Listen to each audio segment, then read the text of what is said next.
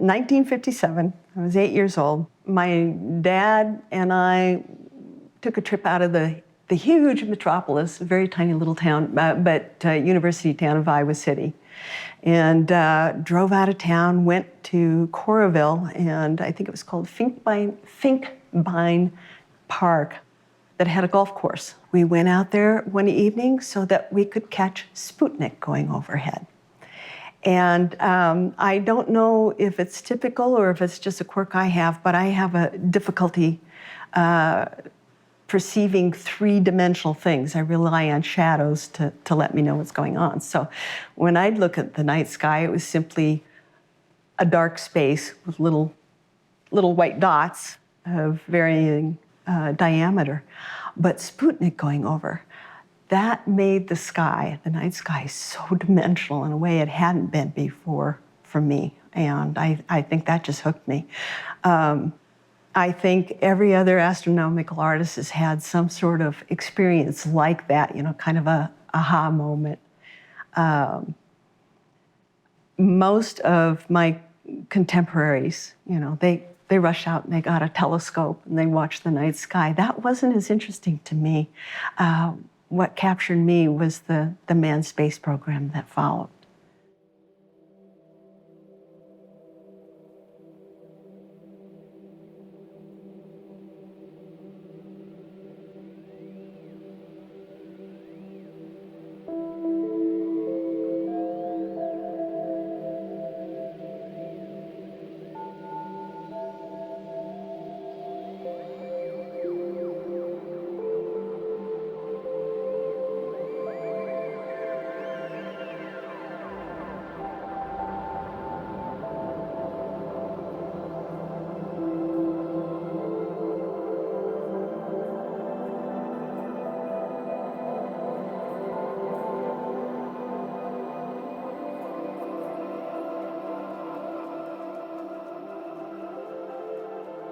Very, very early, I became fascinated with the book covers on science fiction books.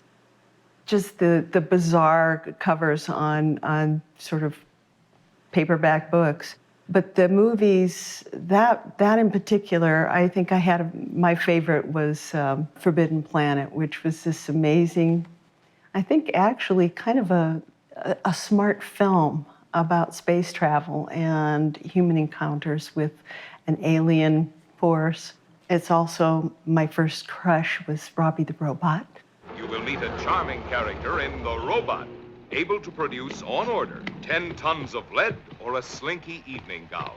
Always at your service. It must be the loveliest, softest thing you've ever made for me. And fit in all the right places, with lots and lots of star sapphires. Star sapphires take a week to crystallize properly. Would diamond or emeralds do?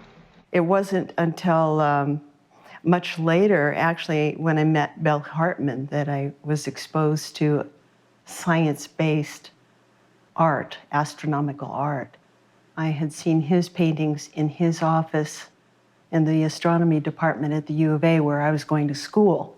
And that was fascinating, that you could take the science and convert it into a visual of a real place that had never been visited. I kind of like to think that my father's generation, his Buck Rogers dreams kind of infected me with the desire of traveling into space.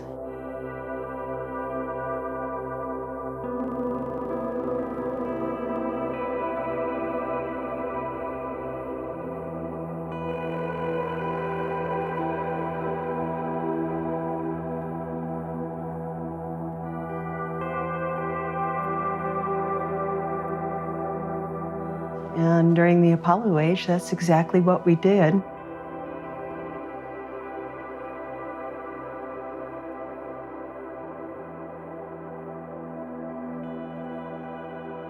I think we all traveled vicariously with the astronauts.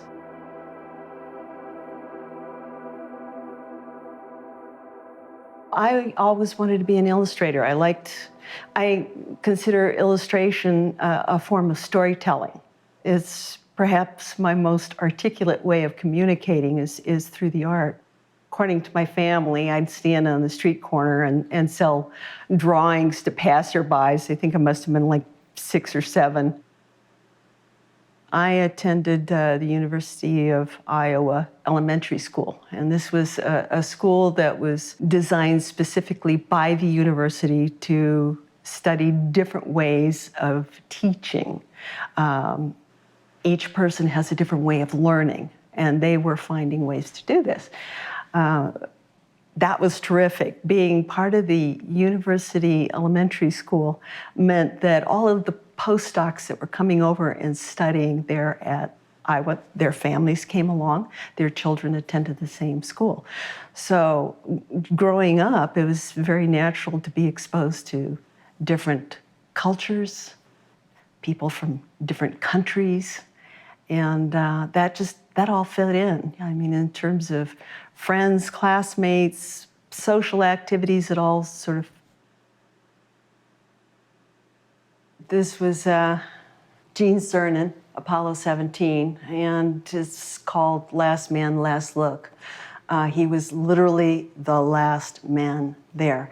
There's no photograph of this particular composition.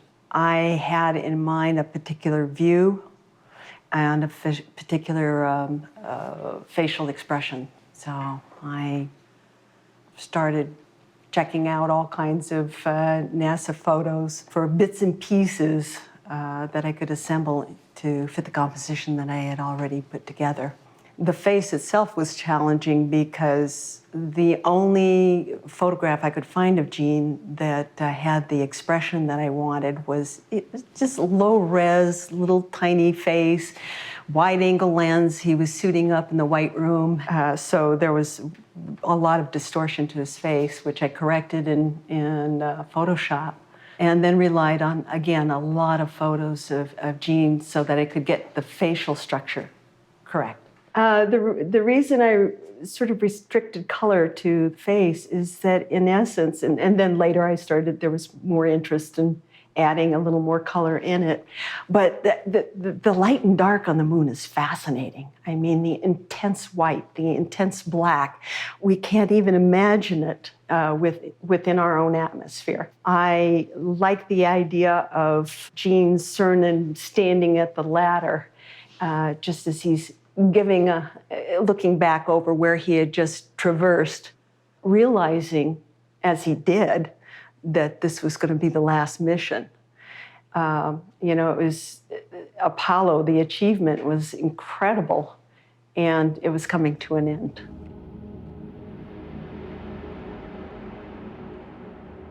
Well, I actually hadn't met Carl Sagan until 1987, and it was within an airport. I had been selected as one of, I think, 8 artists to go with Sagan to Space Futures Forum in Moscow.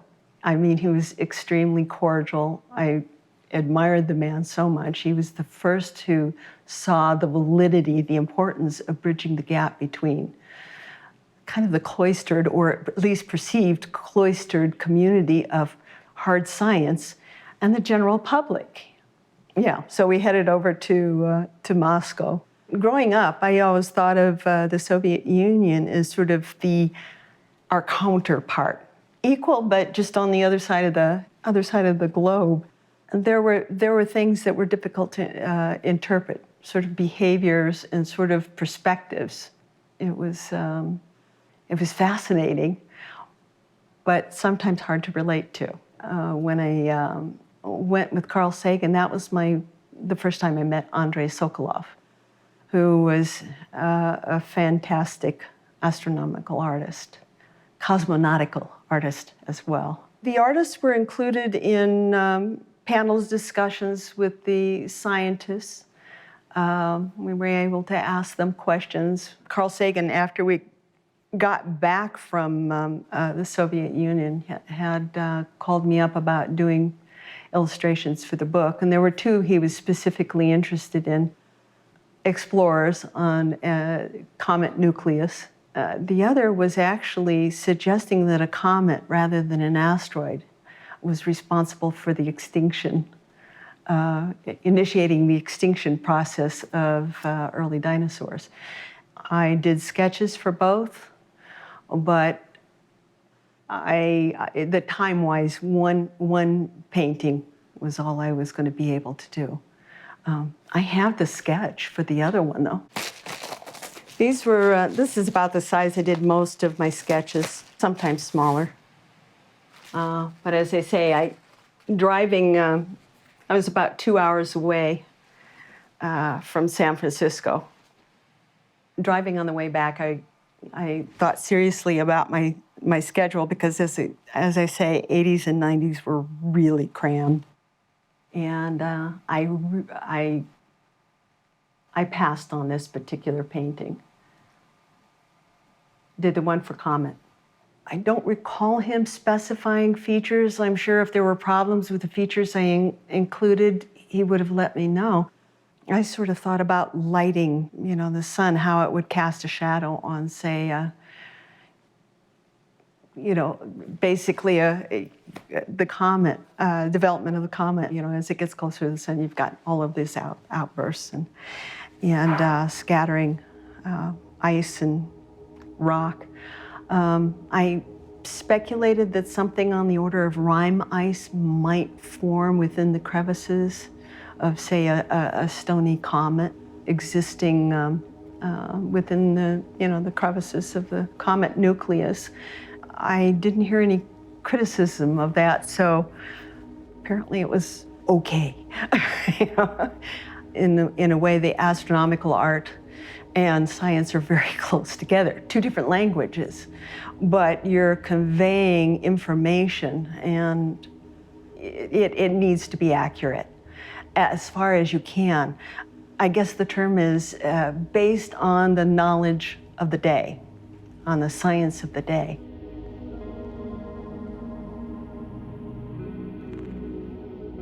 I found working as an employee for an agency or studio or whatever, rather discouraging. There did seem to be sort of that really was kind of a boys' club. I was an art director with a firm that I was not only handling all of my own projects, but I was being sought out by other departments.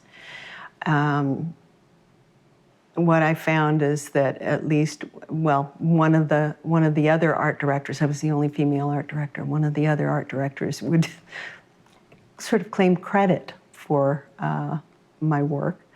And on top of that, I, by accident, discovered that I was getting paid far less. So I went into my department head and asked for a raise, and I was basically told that, there's a difference. You're not the breadwinner, you're not taking care of a family, therefore. And I personally never saw what that had to do with anything. It had to do with the quality of the work. So as I say, I found being an employee discouraging.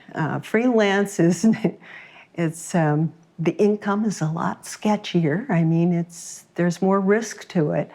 But the one thing that I found, what I wanted out of it, is that you were sought out for your talent. You were sought out for what you could provide to the job. It didn't matter whether you were male or female. That simply didn't figure in. The pay was identical, and if it wasn't, you asked for equal pay, or you let the job go, or you did it for the love of it. And so I preferred being in that kind of environment. I've never liked being called a female artist. I don't dislike it, I just, it just is irrelevant. They are pretty rare. I didn't realize that, I was the only female on this, I was the only female on that.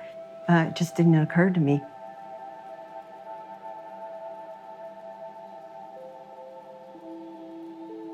I think for me, always, it's the work that counts.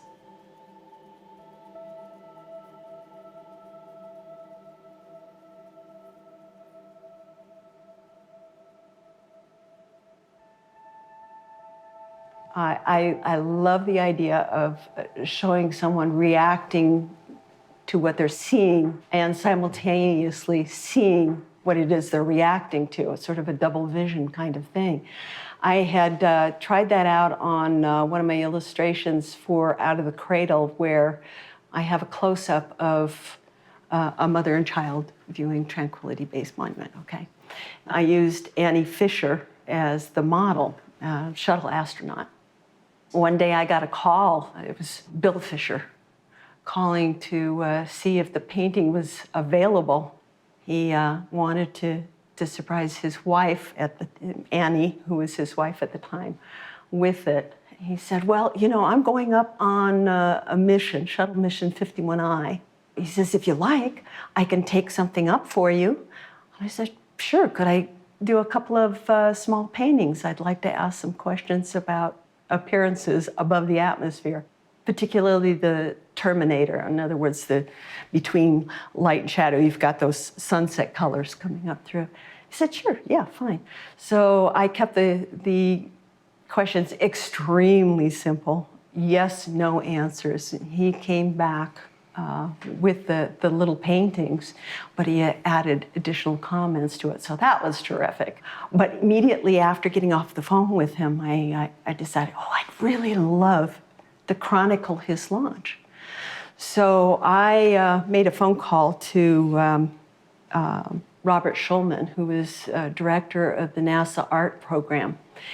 And by cold call, I mean just that. It was an invitation-only program, and I asked if it would be possible to join the team for 51I, and somehow I was able to do that. After Bill got back, I interviewed him. He was talking about how he had very concentrated on repairing this satellite somehow on Earth with blue sky and clouds above him, and the whole 9 yards. And that was, of course, immediately dispelled when he kind of glanced up and there was a landmass on the other side of the clouds. I was so intrigued with that visual, and him talking about astronaut Van Hoften capturing the damaged satellite by hand, and you know, a few tons, and pulling it into the cargo bay. That just based on his description, that became the composition. In fact, he referred to Ox Van Hoften as bringing in the big boy. So that was the title, Bringing in the Big Boy.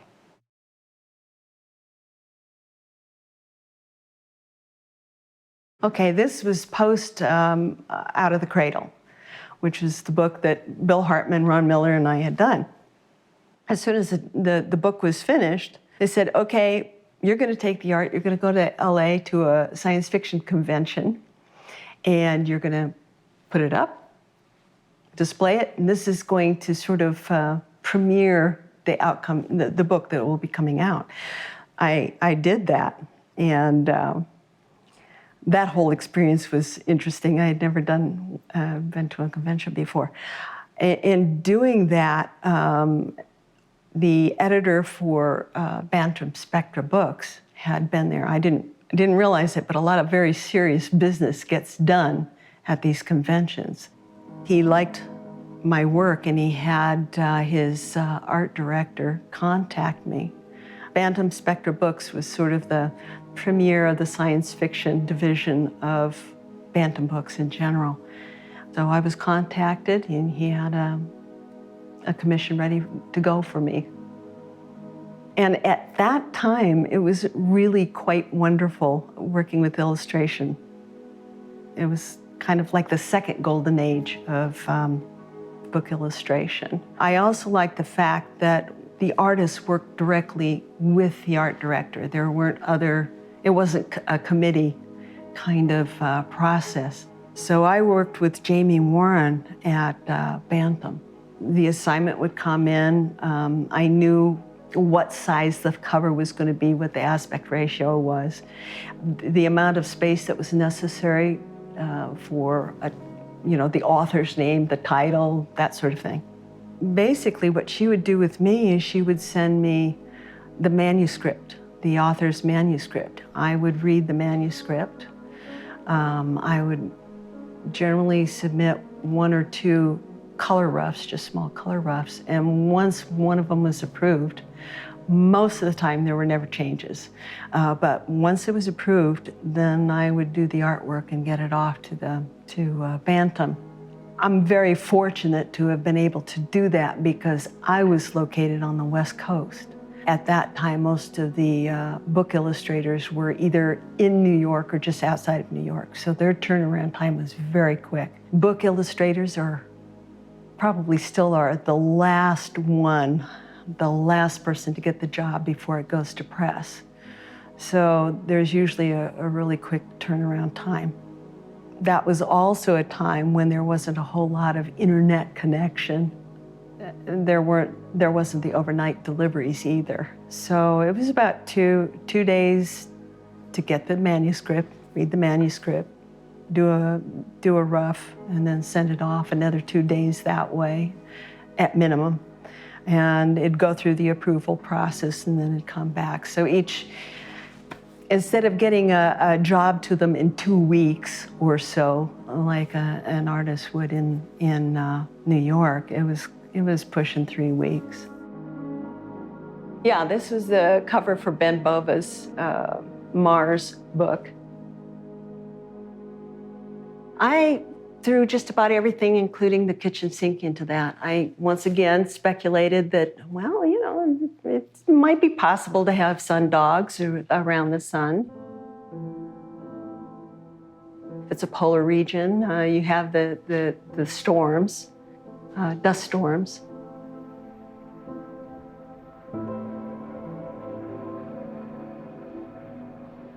Red-brown, just the color of Mars and some of the different phenomena.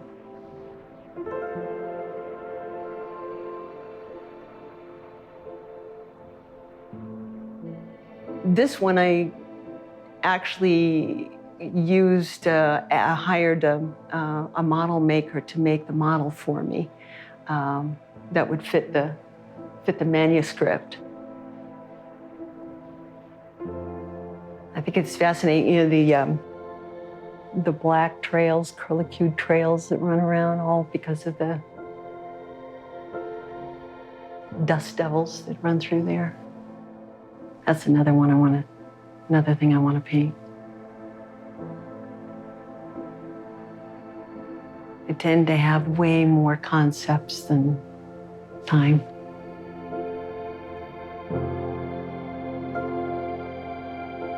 We always traveled, family with wanderlust, I guess. Every evening, every weekend, every vacation, we'd drive somewhere. It was all on a shoestring, but we'd drive somewhere.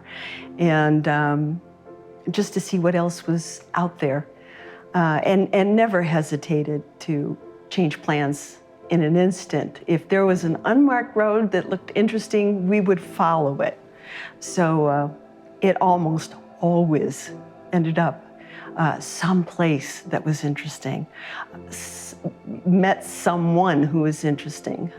I guess growing up in the family that I had and attending the school in which I did, and in that environment, it was just kind of a natural sort of progression from that lifestyle right into a style where the astronomical painting was an extension. I mean, it was vicarious travel, but it was still travel. And there was always a payoff for curiosity.